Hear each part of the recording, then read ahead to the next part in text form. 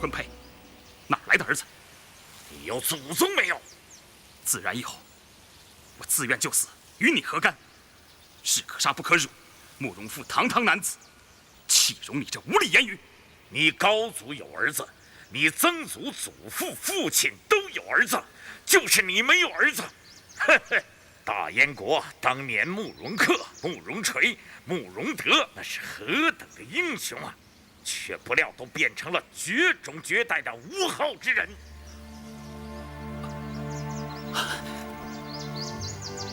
承蒙高人指点，慕容复目光短浅，大恩大德，莫齿难忘。古来成大业者，哪一个不历尽千辛万苦？汉高祖有百等求和之困，唐高祖有祥顺突厥之辱。倘若都像你这么引荐一颗，只不过是个心窄气狭的俗汉罢了，还怎么谈得上光复大燕国？我知道了，起来吧。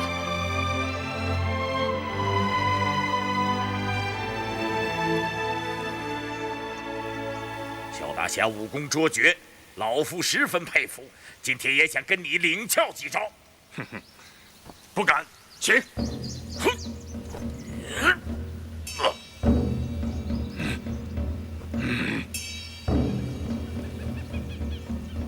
且慢！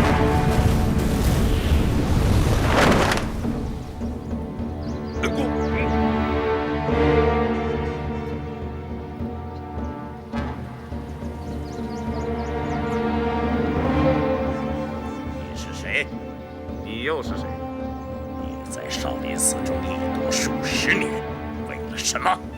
我也正要问你，你在少林寺一躲数十年，又为了什么？你我虽未谋面，但我认得你的身影。你的身影，我也认得。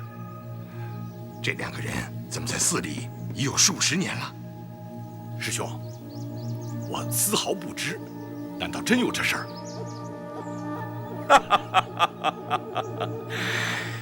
我藏身少林寺中是为了找一样东西。我藏身少林寺数十年，也为了找一样东西。这个东西我已经找到了，想必你要找的东西也应该找到了吧？否则的话，咱们3次交手都没有分出胜负。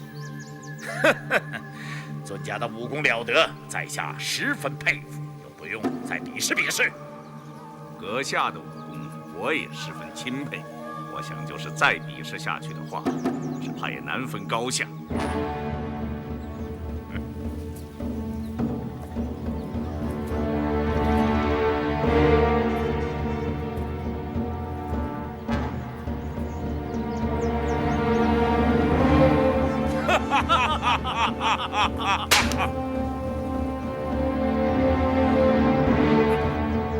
请。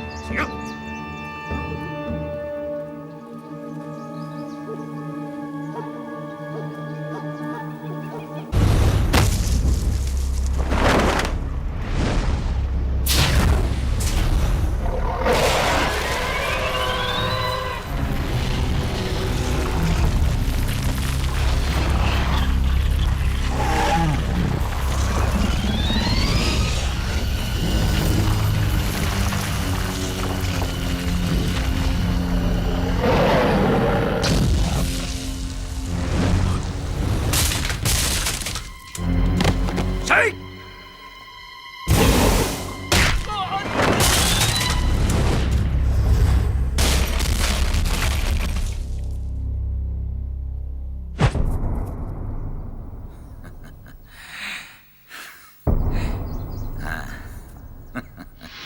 萧远山，是你们父子俩一起上呢，还是我们二老单打独斗，拼个死活呀？哼哼。你我之间深仇大恨，不死不解，这不是较量武艺高下，所以自然是我父子联手齐上，定取你性命。阿弥陀佛。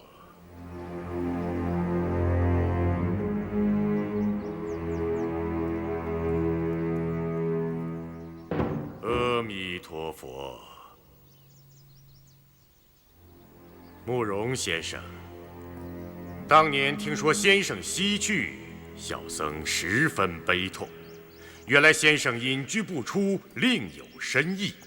今日相会，小僧很高兴。在下因家国之故装了回死，让大师挂念了。岂敢岂敢！那年小僧与先生讲武论剑，得蒙先生指点，又承先生以少林寺72绝技要旨相赠，小僧敏感于心。刚才大理的段公子与犬子相斗，是剑气纵横啊！天下第一剑之言，名不虚传嘛。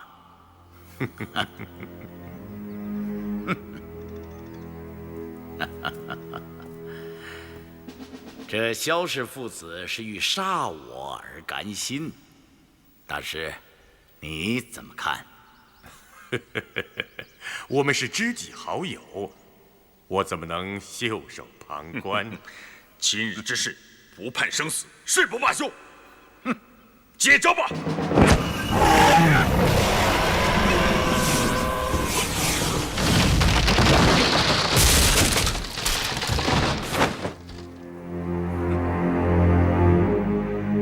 南慕容，北乔峰，果然名不虚传呢。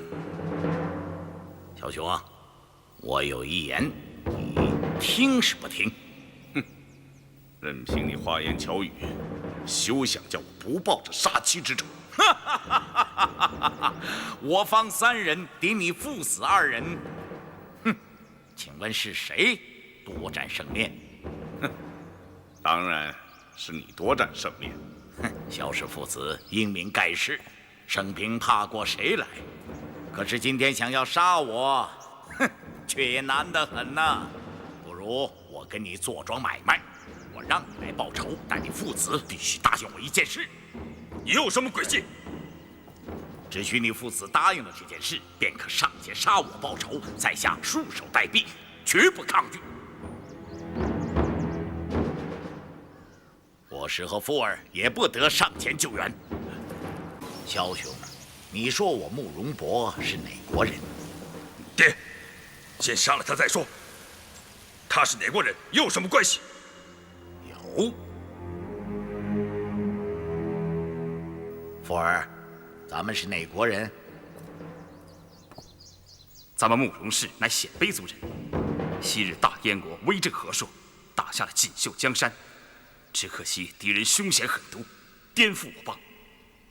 我给你取名用一个“父”字，是什么用意？父亲是让孩儿时刻不要忘了祖宗遗训，灭大宋，兴大燕。你将大燕国的传国玉玺取出来，让萧大侠瞧瞧。是。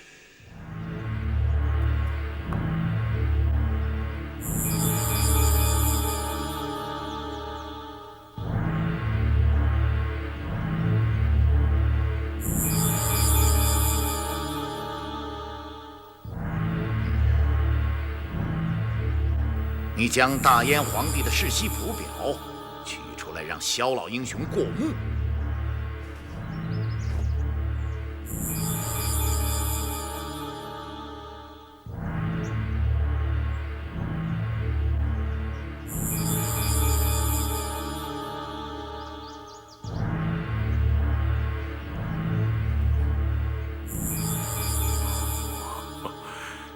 原来慕容先生乃是大燕国王孙呐！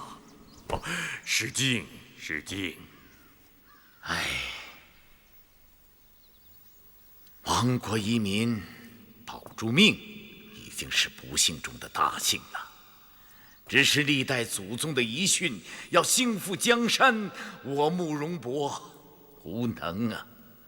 江湖上奔波了半世，始终是一无所成啊！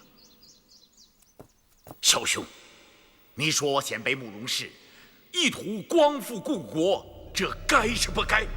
成则为王，败则为寇，没什么该不该的。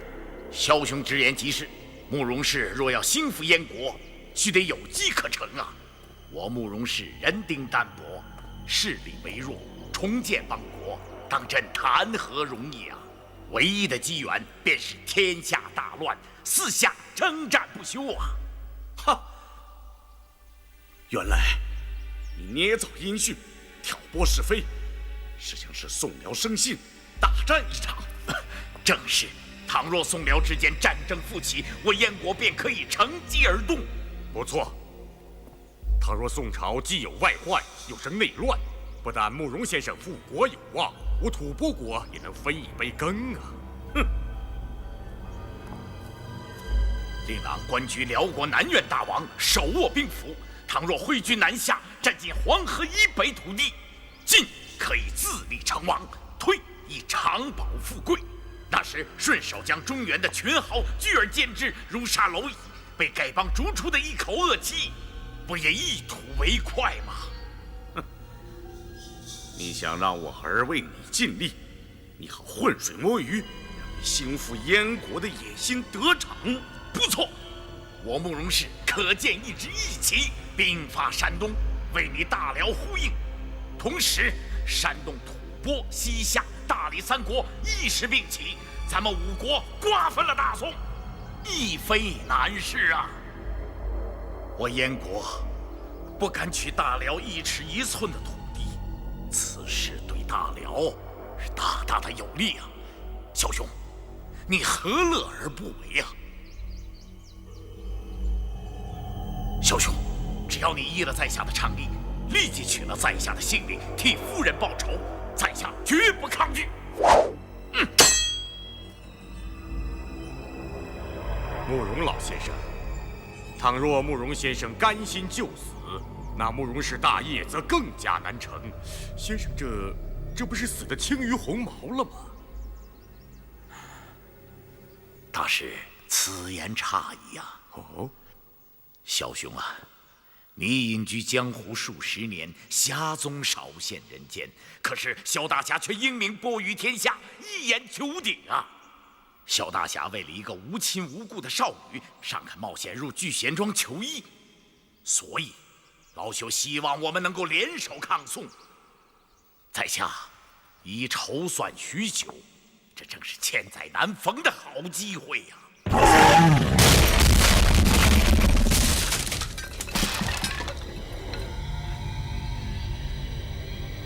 沙姆大仇，怎么能当做买卖来交易？这等肮脏之事，岂是我萧峰所为？此仇能报便报，如果今天杀不了你，就算我父子死在此地，也毫无所谓。素闻萧峰萧大侠才略盖世，实践非凡，不料今日一见，竟是个不明大义、屠城义气的勇夫。真可笑啊，可笑啊！萧峰是英雄豪杰也罢，凡夫俗子也罢，绝不会落入你的圈套，成为你手中杀人之刀。识君之路，忠君之事。你是大辽的重臣，却只记得父母私仇，不思尽忠报国，如何对得起大辽？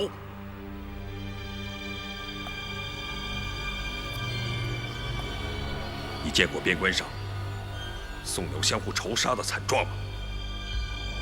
你见过宋人、辽人妻子离散、家破人亡的情景吗？宋辽之间好容易罢兵数十年，倘若刀兵再起，宋辽铁骑侵入南朝，将会有多少宋人惨遭横死，又会有多少辽人死于非命？我们打了一个血流成河、尸骨如山，却让你慕容氏伺机兴复燕国。我萧峰对大辽精忠报国，是在保土安民，绝不是为了杀人取地、建功立业。善哉善哉！萧大侠宅心仁厚，如此以天下苍生为念，真是菩萨心肠。快点，有没有？没有。那边看看。没有啊？怎么样？有没有？那边有。走，跑，那边看看，走。你躲在这里多久了？施主是问我躲在这里有多久了？不错，问的就是你。我也记不清楚了，不知是42年，还是43年。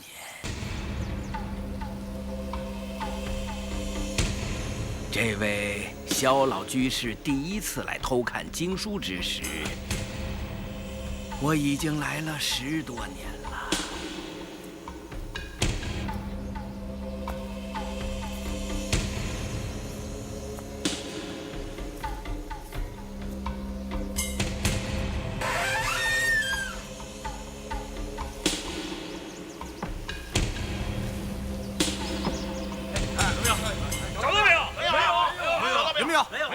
你们呢？没有，继续找。是，好，继续找，继续找，快！后来慕容老居士也来了。哎，你来我去，将阁中的经书翻得乱七八糟，也不知道为了什么。我怎么从来没见过你？萧居士全神贯注于武学典籍之中，心无旁骛，自然瞧不见老僧。记得居士第一次来借阅的是一部无相节之谱，从那时候起，居士便入了魔道。可惜呀，可惜。你怎么知道的这么清楚？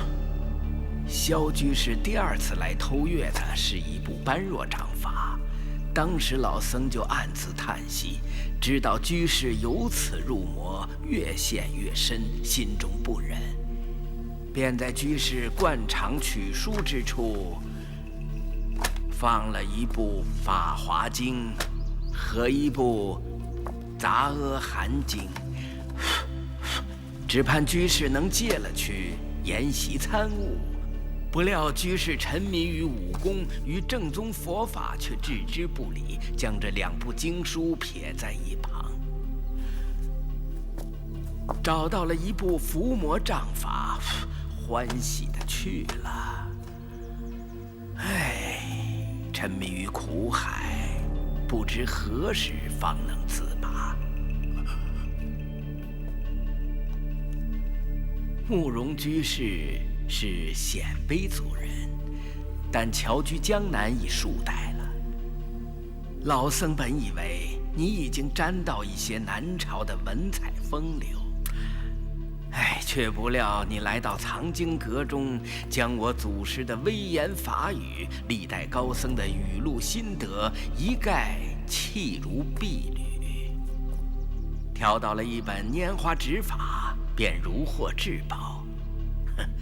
昔人买椟还珠，已一笑千载。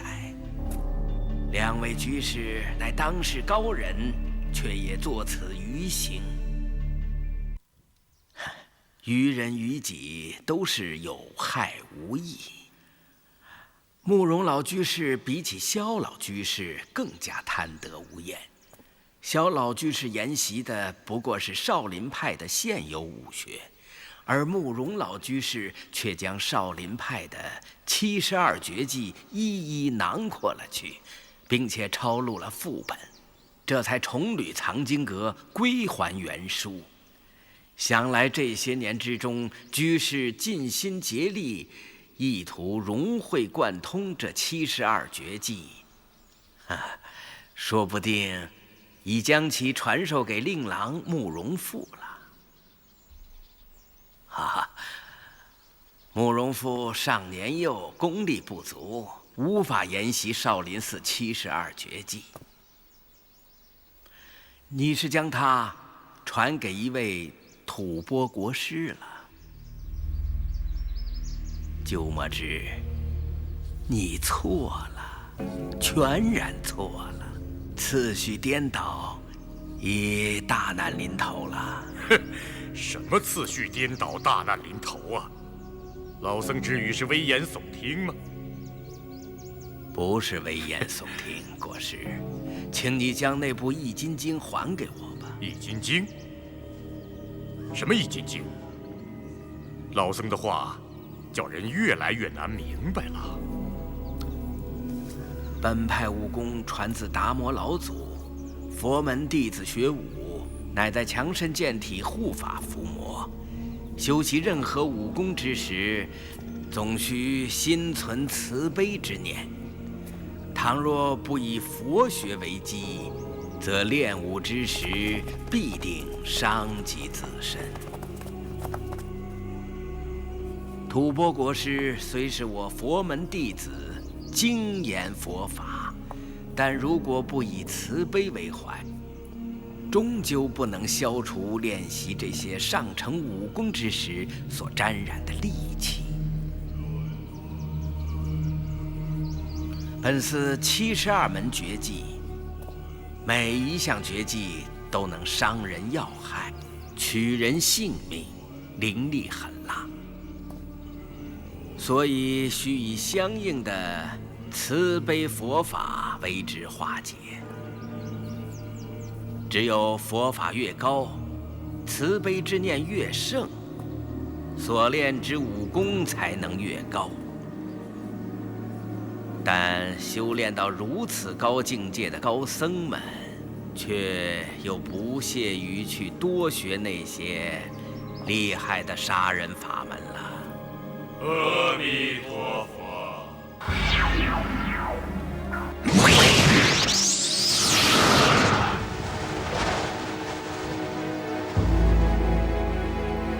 阿弥陀佛。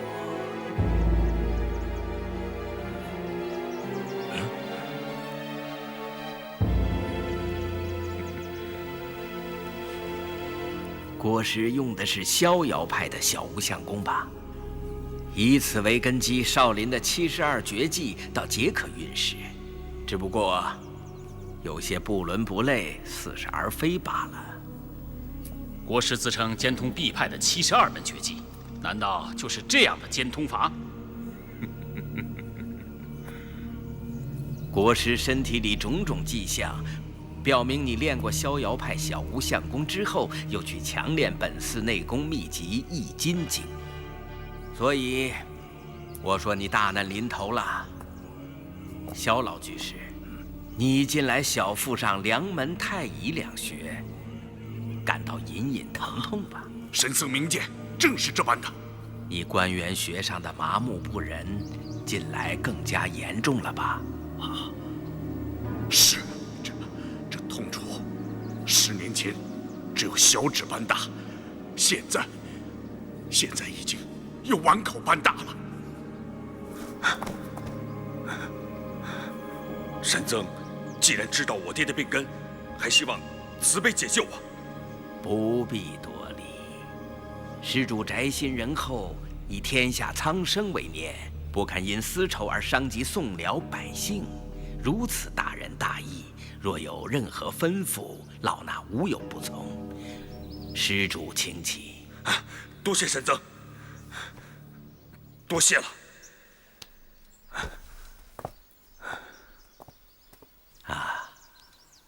萧老施主过去杀人甚多，颇伤无辜啊。像乔三槐夫妇、玄苦大师，是不该杀的。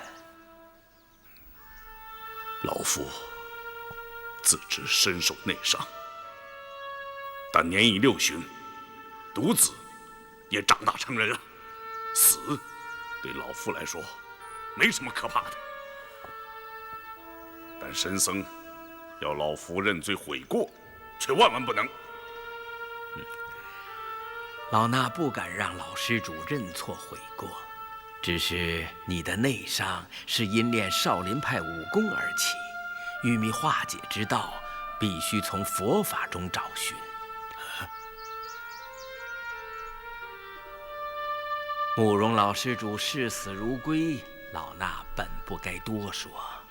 但如果我为你指点迷津，令老施主免除了杨白、连拳、风府3处穴道上每日3次的剧痛之苦，你愿意吗？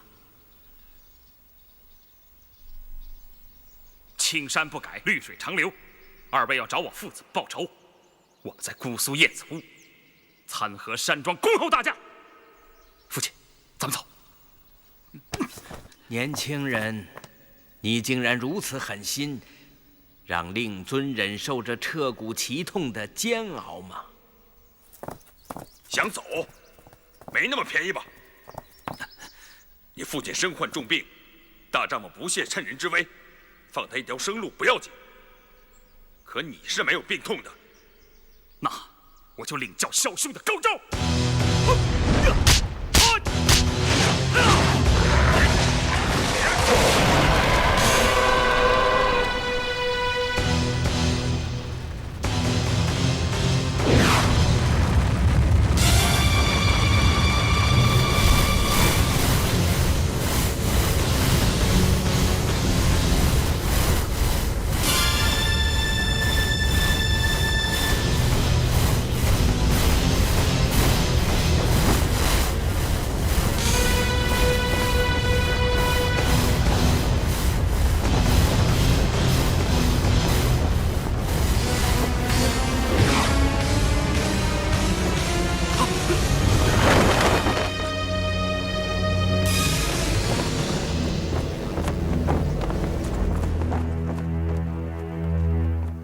阿弥陀佛，佛门善地，两位施主不可妄动。阿弥陀佛。小峰实在是个草莽匹夫，还请神僧恕罪呀！好说好说，老僧对萧施主好生敬佩，大英雄本色为萧峰，当之无愧。家父犯下杀人罪孽，都是因在下而引起的。恳求神僧治疗家父身上之伤，所有罪责都由在下自己领受，万死不辞。老衲已经说过，要化解萧老施主的内伤，需从佛法中寻求。佛有心生，佛即是觉悟。旁人只能指点，却不能代劳。我想问萧老施主一句话：如果你有治病的能耐，那慕容老施主的内伤，你肯不肯替他医治？我让我替慕容老匹夫治病？你嘴里放干净些！慕容老匹夫杀了我的爱妻，毁了我的一生，我恨不得将他千刀万剐，剁成肉酱。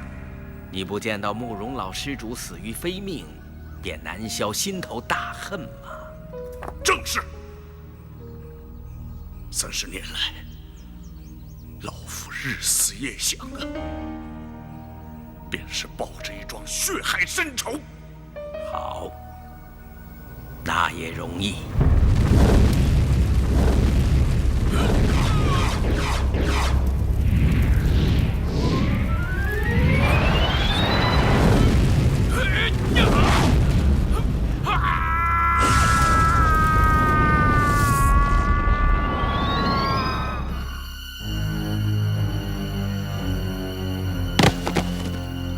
父亲，阿弥陀佛。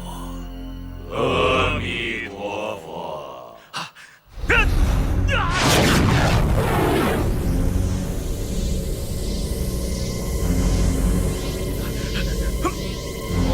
弥陀佛。啊，父亲！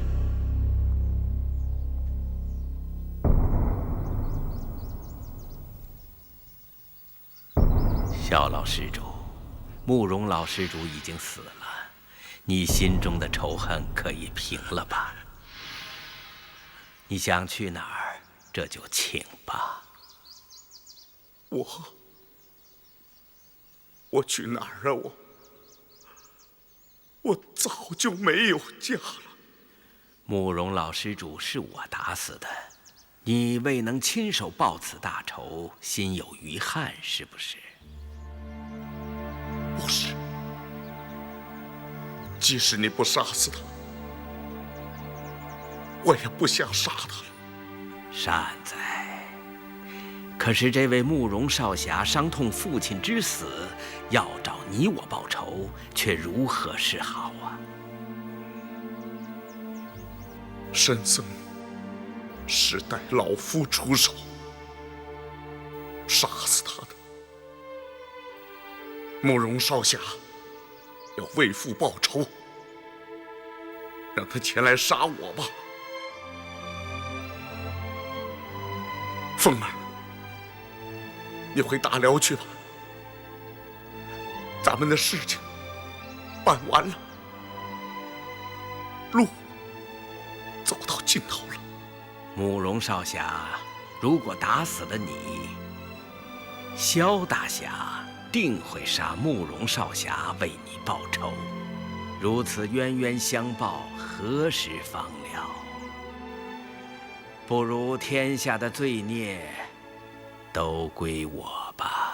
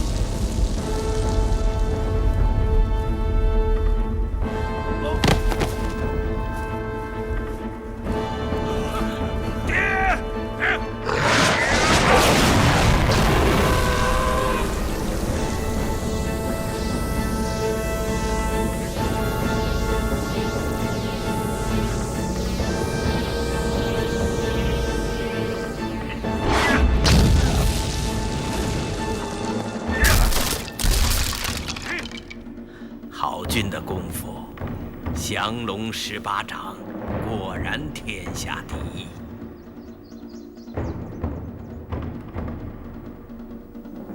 是时候了，该走了。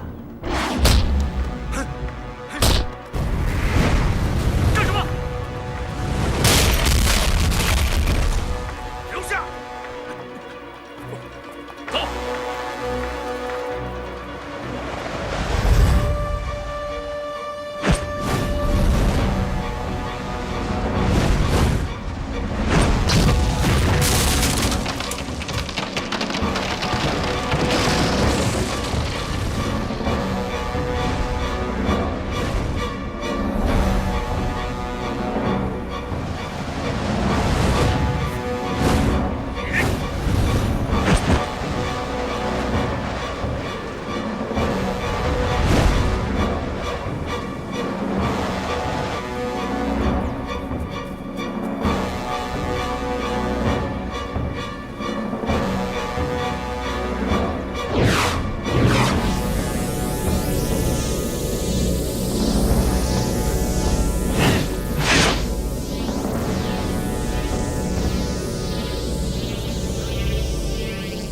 我提着他们跑一会儿，活动活动血脉。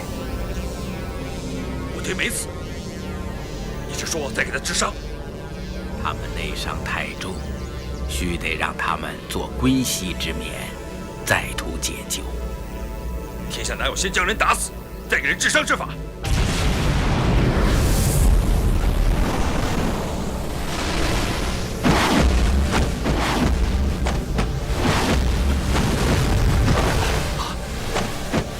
你干什么？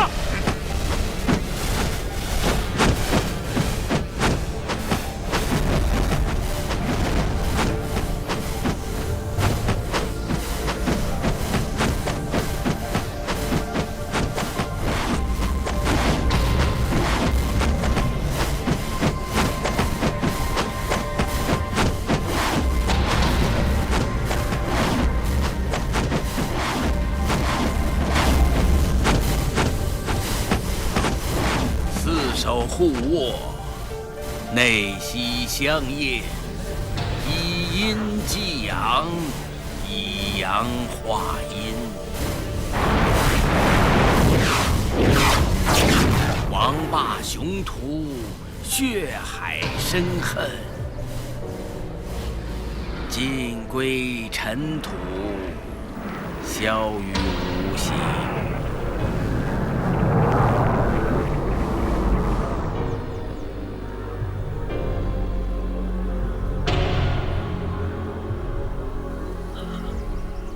父亲，多谢神僧相救。你二人由生到死，由死到生的走了一遍，心中可还有什么放不下？倘若适才就此死了，还有什么兴复大燕、报复妻仇的念头吗？弟子空在少林寺偷了30年的武功，全是假的，没有半点佛门弟子的慈悲之心，恳请师父收录。你的杀妻之仇，不想报了？弟子平生杀人尚来，倘若被我所杀之人的亲人都来向我复仇索命，弟子死上100次，也不能回报。善哉。你呢？庶民如尘土，帝王亦如尘土。大言不复国是空，复国亦是空。大彻大悟，善哉善哉。求大师收为弟子，更加开导。师父，你们想出家为僧，须得求少林寺的大师们剃度。不过，老衲有几句话，不妨说给你们听听。谨听师父教诲。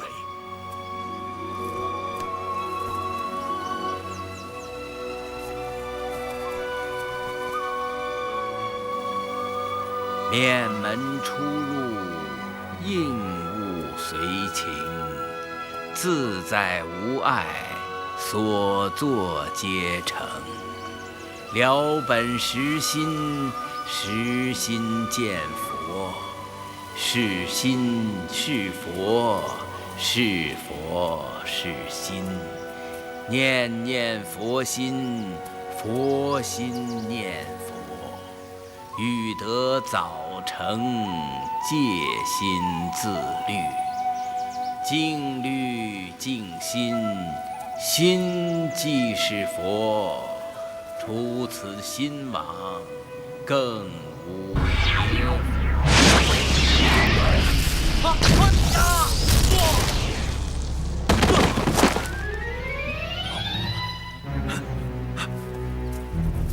三弟，段施主，三弟，三弟，阿弥陀佛。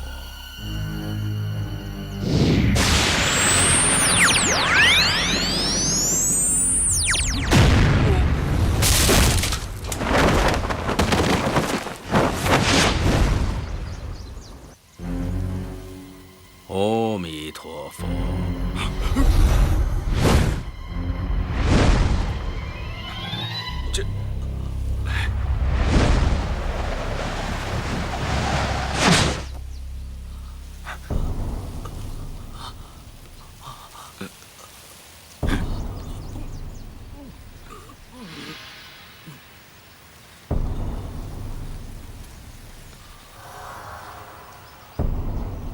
大师，我兄弟他这位公子的内力极其深厚，若非如此，那记火焰刀已经取了他的性命。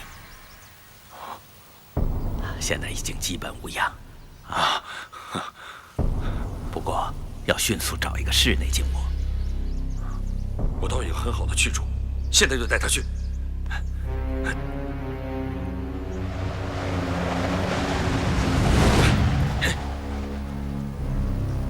弟子愿意皈依三宝，拜在师父门下，在少林寺出家。阿弥陀佛。善哉善哉。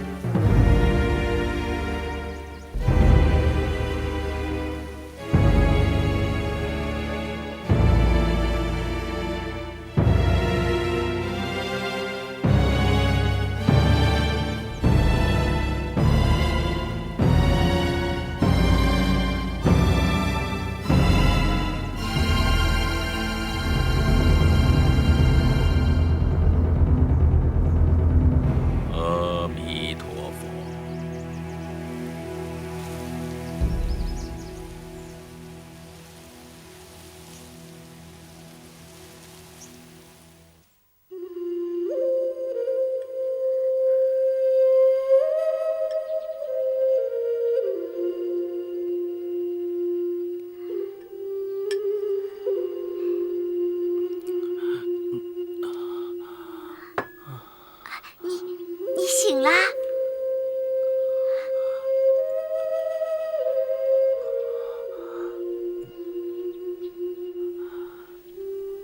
你是灵妹吗？我不是在做梦吧？哪里是在做梦啊？是你一个朋友送你过来的。是我朋友。我好像是被鸠摩智打伤的。你的朋友是个大个子，说你是他兄弟。是我大哥。那他人呢？他人在哪儿？他说还有些事情，有18个朋友要照顾，还要去见个重要的人。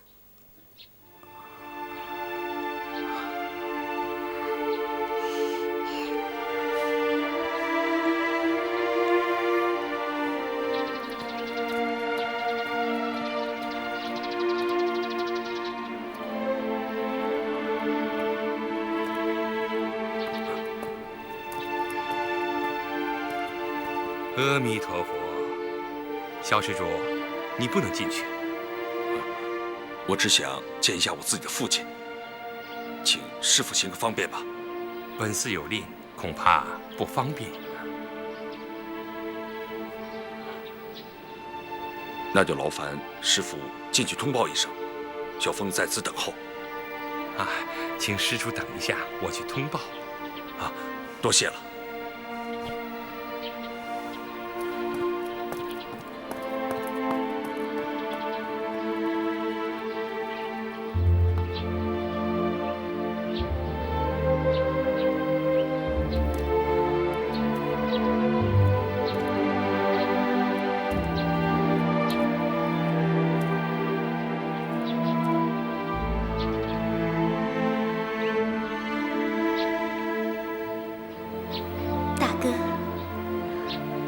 等这件大事了了，我陪你去塞外骑马、打猎、牧羊，过一辈子快活的日子。大哥，我一辈子陪着你。萧施主，师父，萧施主，令尊已在本寺出家为僧。他让我转告施主，他尘缘已了，心得解脱，请施主不要思念。萧施主在大辽为官，只盼宋辽永息干戈。辽帝若有亲宋之意，请施主发慈悲心肠，眷顾两国千万生灵。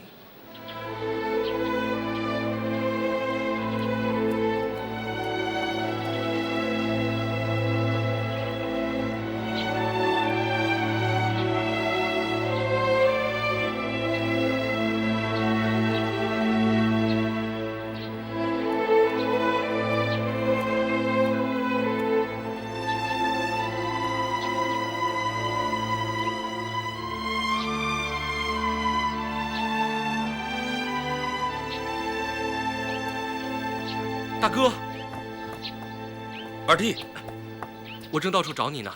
听说三弟受了重伤，伤势如何？我已经把他送下山了，安置在一个农户家里。咱们一块儿瞧瞧去。好啊。主人，萧大侠，灵鹫宫助女和72岛36洞群豪俱已下山。契丹18名武士和我们的人在一起，料想中原武人不敢轻易相犯。谢谢二位姑娘，二弟，多谢了。大哥，别这么说，兄弟能有你这个英雄豪杰大哥，心里很高兴。哦，对了，你把丁老怪后来怎么样了？这个我们知道。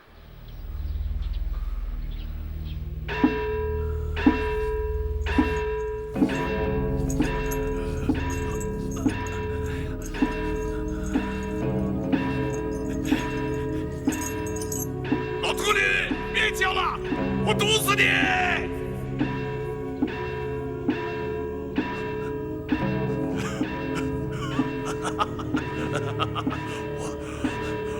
我丁春秋，今天怎么落到这种地步了？哎呀，哎呦！呦，痒死我了！哎呀，痒死我了！啊，痒死我了！哎呀！二弟，这样最好。你为武林除了一大害，这个丁老怪在佛法的陶冶之下，说不定能够逐渐去掉他身上的邪气呢。我想在少林寺出家，他们却赶我出来。丁春秋作恶多端，伤天害理，却能在寺里清修。唉，我和他的业报怎么会如此的不同呢？你还羡慕他呀？我觉得丁老怪羡慕你才对啊！你现在是灵鹫宫的主人，又统帅36洞、72岛，威震天下，有何不美啊？啊！灵鹫宫全都是女人，我一个小和尚，处身其间，实在是大大的不便。哎，你现在还是小和尚吗？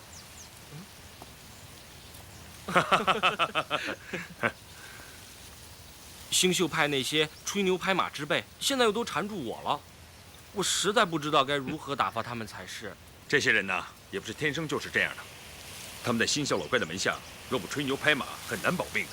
所以啊，你要多加管教，如果他们不听，把他们轰走就是了。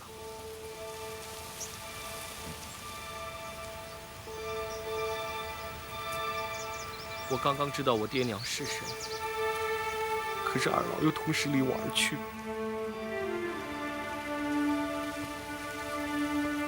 二弟，世上不如意的事情很多。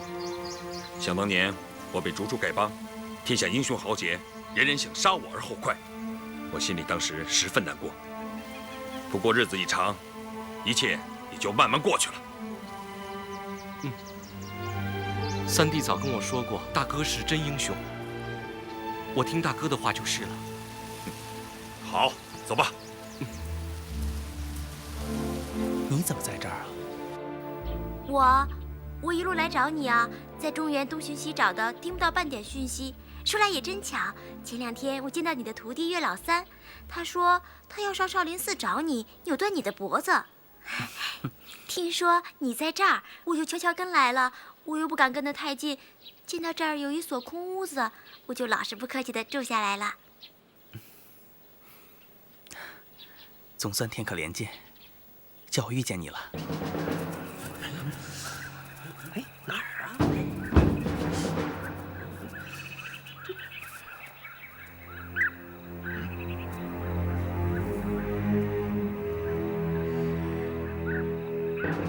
这边，一定要抓住姓庄的那小子，走！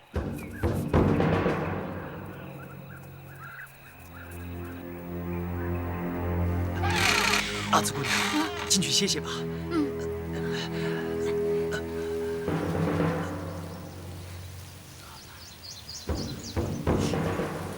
有人！哎，把门开开！怎么里面不死出个人来啊？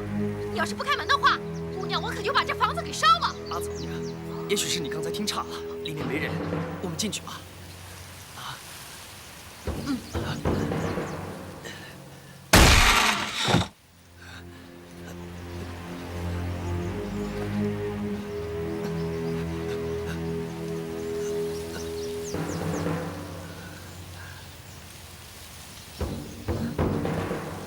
这床刚才有人睡过，还是热的。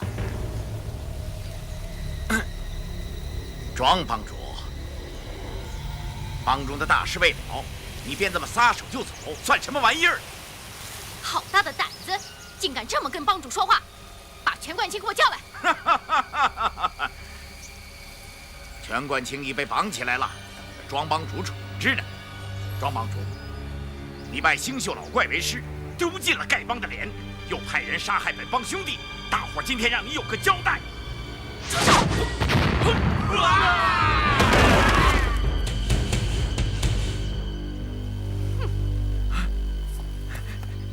你对帮中兄弟竟下如此毒手！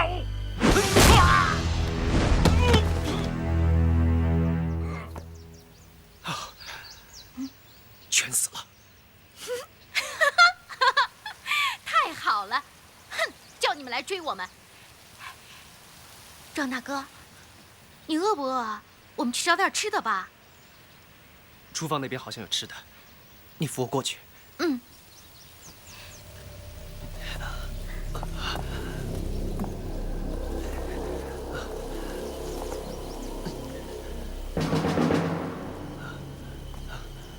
底下好像有人，赵大哥，快把他们拉出来，打死他们！哎，别打，别打，别打！我出来了，我这不出来了吗？哎，怎么有个小姑娘的声音啊？是个男的带着个小姑娘躲在床底下，那个小姑娘的眼睛咕溜溜直转，只是盯着你。盯着我？他是不是在笑话我是个瞎子？壮大哥，你把他的眼珠子给我挖出来！你跑！你再跑！再跑，我就把这个男的给杀了！小瞎子，你敢杀他？你敢说我是小瞎子？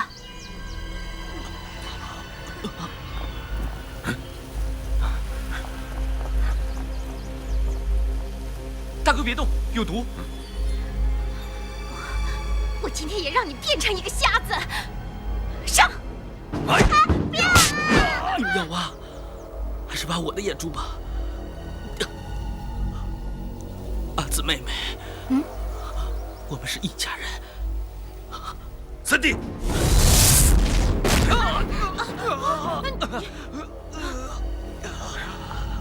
三弟，伤口又破了，流了很多血。姐夫，姐夫，是你吗？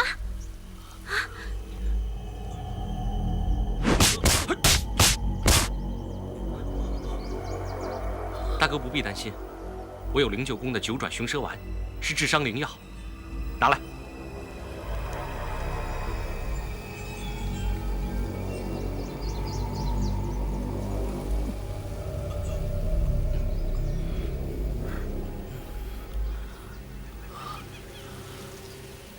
大哥，二哥，不许他挖林妹妹的眼珠。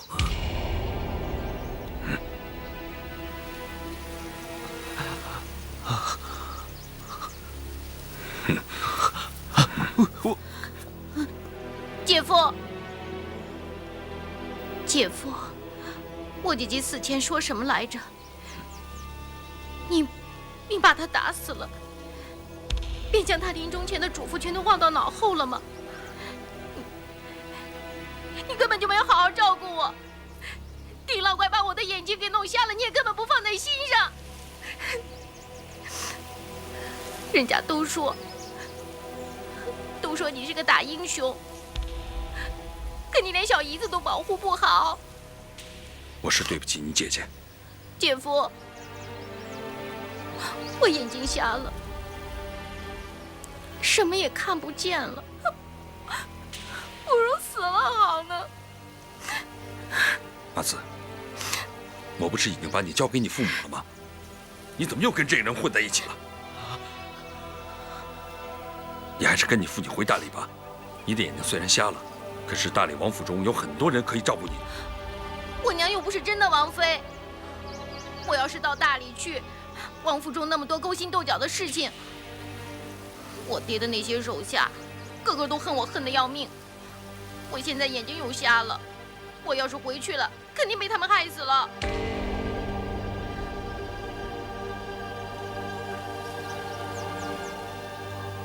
那你就跟我回云州城去，咱们好好安安生生的过日子，总比你在江湖上胡混要好。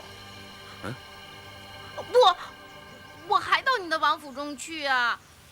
我的妈呀，我的眼睛没瞎的时候，我都快要被闷出病来了，我哪能再回去啊？再说了，你也不像这位庄帮主那样那么听我的话，我还不如在江湖上过颠沛流离的生活，那样倒开心些。阿紫，你知道这个姓庄的是什么来历吗？我问过了。不过，一个人说起自己的来历，未必靠得住。姐夫，你当时做丐帮帮主的时候，难道会跟别人说自己是契丹人吗？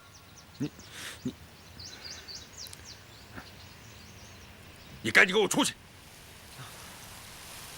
好好安葬那些丐帮兄弟，快去！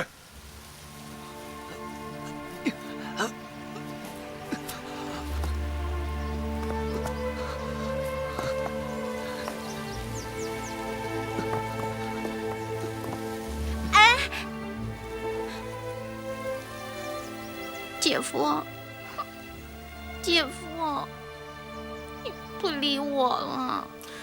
阿紫，你到底想怎么样嘛？我要你把别人的眼珠子挖出来，给我安上。我不要一辈子都做瞎子。这世上哪有这种医术啊？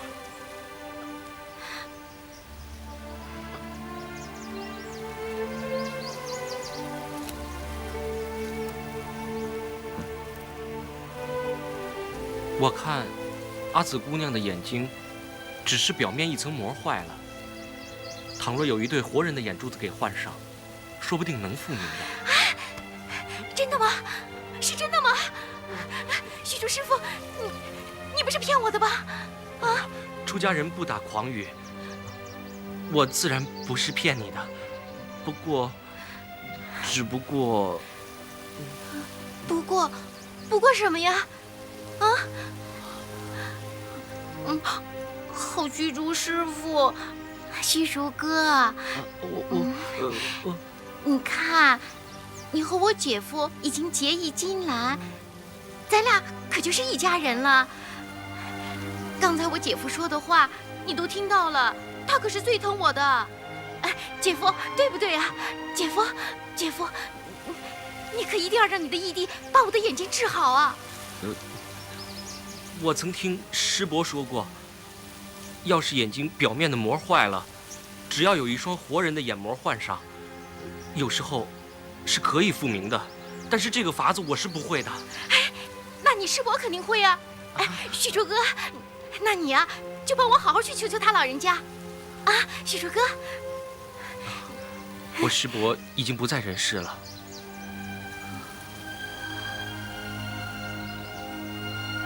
原来你们都是在骗我的啊！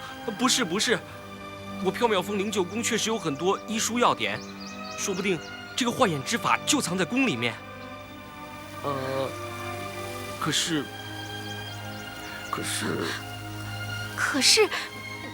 你这个大男人怎么说话吞吞吐吐的？可是什么呀？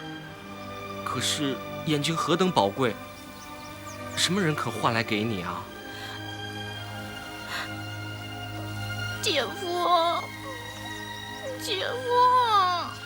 好了，阿紫，我们不可能挖别人的眼睛去给你啊，这不等于害了另外一个人吗？